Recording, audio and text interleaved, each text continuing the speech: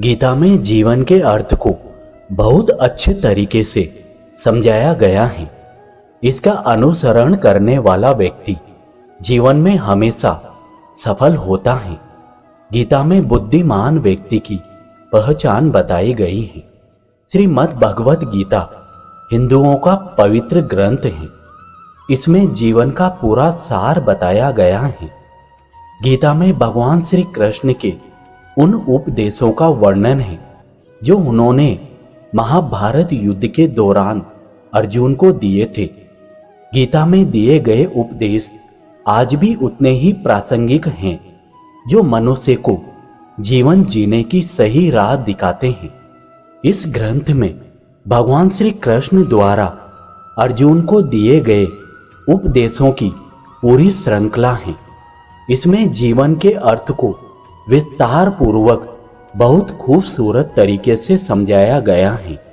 गीता का अनुसरण करने वाला व्यक्ति जीवन में कभी असफल नहीं होता है। गीता में श्री कृष्ण जी ने बुद्धिमान व्यक्ति की पहचान बताई गई है। इसके अनुसार सबसे समझदार और स्थिर बुद्धि वाला व्यक्ति वही है जो सफलता मिलने पर अहंकार में नहीं आता और विफलता मिलने पर गम में नहीं डूब जाता। श्री कृष्ण जी कहते हैं कि समय कभी एक जैसा नहीं रहता है। जो दूसरों को बेवजह रुलाते हैं उन्हें भी रोना पड़ता है। जो दूसरों को दुख देते हैं आगे चलकर उन्हें भी दुख भोगना ही पड़ता है। केवल डरपोक और कमजोर ही चीजों को भाग्य पर छोड़ते हैं, लेकिन जो मजबूत और खुद पर भरोसा करने वाले होते हैं वे कभी भी नियति या भाग्य पर निर्भर नहीं रहते। सिर्फ दिखावे के लिए अच्छा मत बनो। परमात्मा आपको बाहर से नहीं बल्कि भीतर से भी जानता है। इसलिए कोई भी बदलाव पूरी तरह से स्वयं के लिए होना चाहिए। आप खुश हैं या दुखी, ये दोनों आपके विचारों पर निर्भर हैं। अगर आप प्रसन्न रहना चाहते हैं तो आप हर हाल में प्रसन्न ही रहेंगे। अगर आप अपने मन में बार बार नकारात्मक विचार लाएंगे तो आप दुखी ही होंगे। विचार ही हर व्यक्ति का शत्रु और मित्र होता है। श्री कृष्ण जी कहते हैं कि किसी के साथ चलने से ना तो कोई खुशी मिलती है और ना ही लक्ष्य।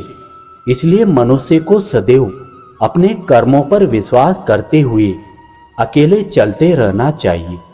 गीता में श्री कृष्ण जी ने कर्म योग, भक्ति योग, ज्ञान योग को ही कल्याण का प्रमुख साधन बताया है।